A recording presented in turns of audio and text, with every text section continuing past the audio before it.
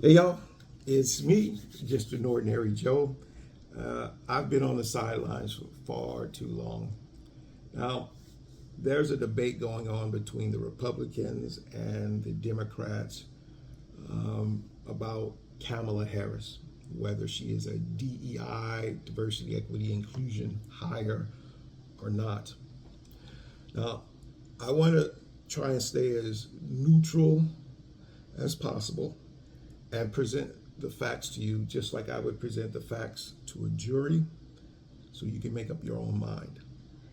Now, you can also share this video with others so they can see and hear the evidence for themselves.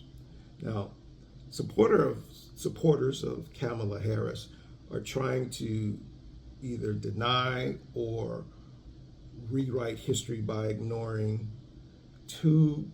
basically one significant letter, but the two letters have to be seen in tandem. The first was signed by more than 700 Black women who were demanding that Black women who were being vetted for Joe Biden's vice presidential candidate, that they be treated with respect. And that's fine. It's the second letter. It was a letter that was signed in solidarity by over 100 Black men. And that letter demanded that Joe Biden choose a Black woman as his vice presidential candidate. Now, that letter was signed by celebrities such as Sean P. Diddy Combs, Cedric the Entertainer, Nick Cannon, also names that you might have heard in the news, like Ben Crump, Dr. Michael Eric Dyson, also Bishop William J. Barber, and so on. But what's important is that in that letter demanding that he pick a Black woman as his vice presidential candidate, the word qualified is not mentioned anywhere in that letter. So the letter clearly indicates, and I'm just going by the plain text of the letter, that the only qualification for choosing a vice presidential candidate is that she should be a woman and that woman should be a Black woman, the letter. You probably can pull it up on #WinWithBlackWomen. It reads, as someone who has said throughout the campaign that Vice President Joe Biden needs to choose a Black woman VP, the urgency for that pick has gone from something that should happen to something that has to happen. It disgusts us that Black women are not just being vetted in this VP process, but unfairly criticized and scrutinized. Was Joe Biden ever labeled too ambitious because he ran for president 3 times? Should President Obama not have made him the VP because he had to worry about his loyalty when he clearly had ambitions to be president himself?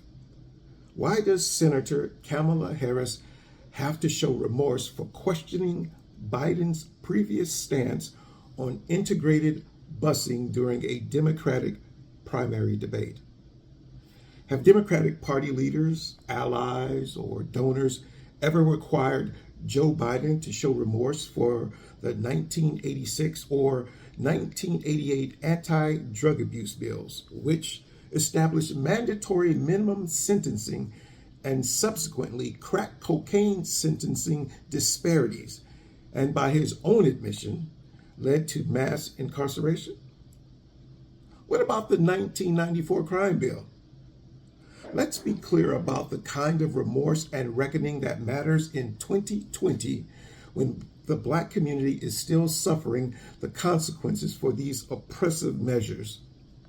So, Black women are the only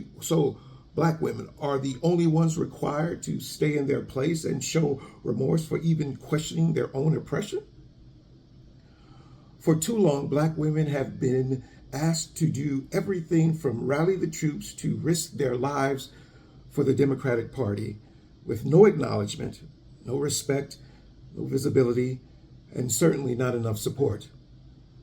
More than 700 black women signed on to a letter demanding a black woman VP.